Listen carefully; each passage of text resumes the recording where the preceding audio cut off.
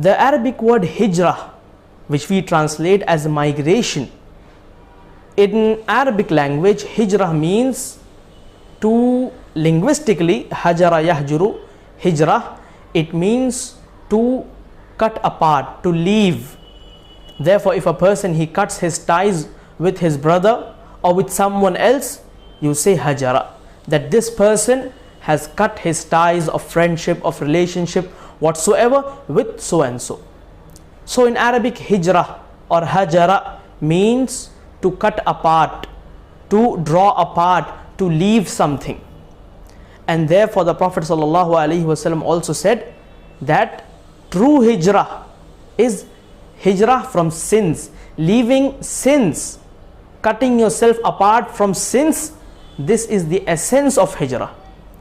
When we speak in the context of Islam, in the context of our Sharia, hijrah or migration means leaving, cutting yourself apart from a land of disbelief, where a person is not able to practice and implement the laws of Islam, and settling into a land of Islam, of Muslims, where he is free to practice, to preach, and to follow the laws of Islam.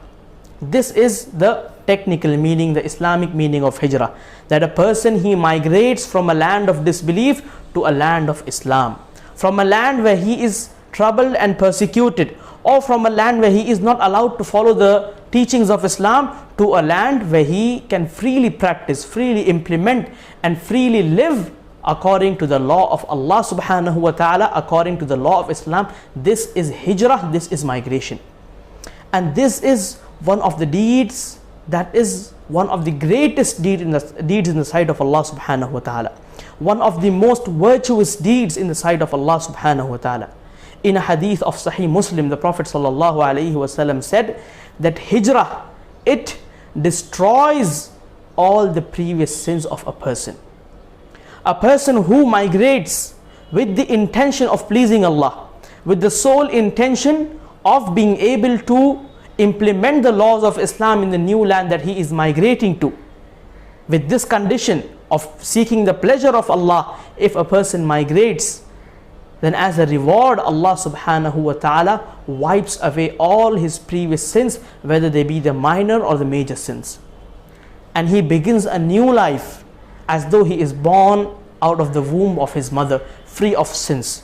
Just like a person, when he embraces Islam, when he enters into the fold of Islam, Allah subhanahu wa ta'ala forgives all his previous sins.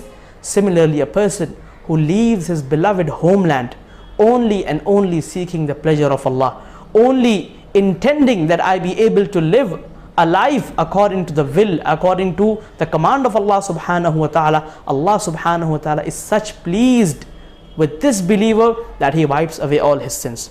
This is just one of the virtues, one of the countless virtues of hijrah, which I just stated before you. Otherwise, if we read many ayat of Suratul Nisa, Suratul Tawbah, Suratul Anfal, they point out to the virtue, to the reward that this muhajir, that this believer, he gets in the sight of Allah subhanahu wa ta'ala for this deed of migration. This is what is migration. And this act of migration is not specific to the era of the Prophet sallallahu alaihi wasallam. In fact, it is continued up to the day of judgment. One cannot say that migration ended with the end of the era of the Prophet sallallahu alaihi wasallam. In fact, hijrah can be done anytime up to the day of judgment. This is what hijrah is.